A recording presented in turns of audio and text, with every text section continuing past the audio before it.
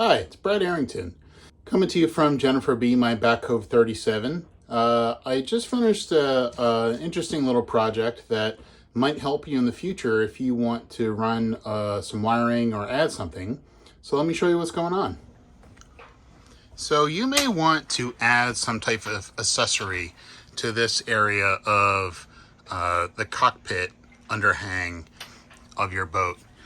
In my case, I want to add a little security camera either here or mounted up here. I haven't decided which yet. I'm probably going to mount it here.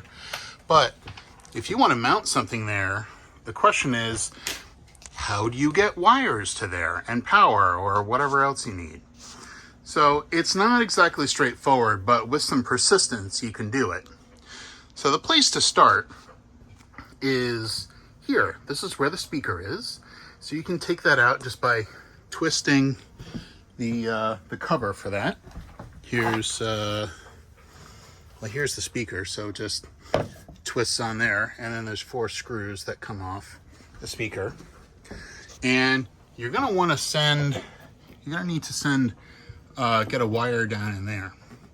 So the way I did it was I came in here to the salon and I moved aside this cover here. In my case, there's 3 screws, but I can only get to 2. And I was able to access this little slot. And then what I did was I took this wire fishing rod and shoved it up there, bent it and got it up there. And then I took this handy endoscope and fed the end of this endoscope with a little camera on it, and I have a hook attachment, and I tied a loop of string around here and used the hook and fed it back in this hole to get a pull line in there. And then I was able to pull the line up from there and then attach a wire and pull it back down. And in my case, I just needed a little USB plug. So I've attached a USB plug to a proper sized wire. And then this part gets very tricky because it goes down in, and the way you have to access it is through this hole here. And this comes in, I've done another video of this, but this comes into that hole there behind the cabinet, and then the wires wrap around into another hole there that goes back into the cabinet. So it is quite challenging.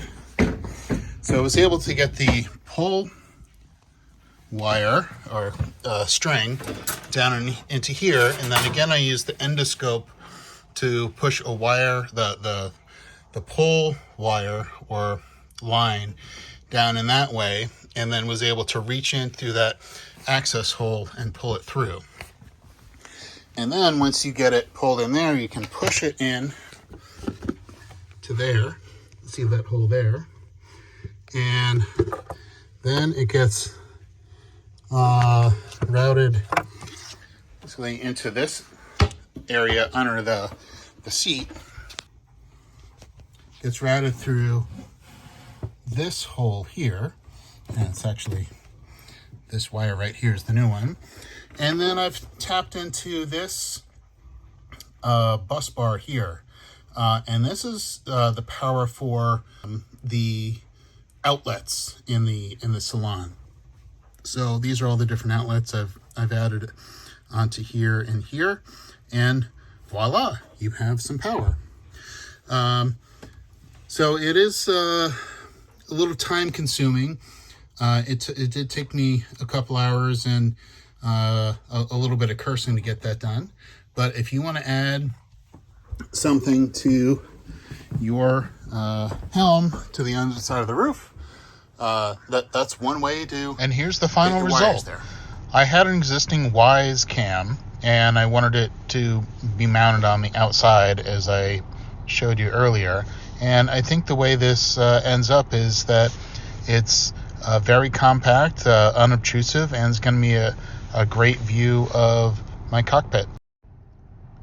And here's a closer view of the camera showing the final installation.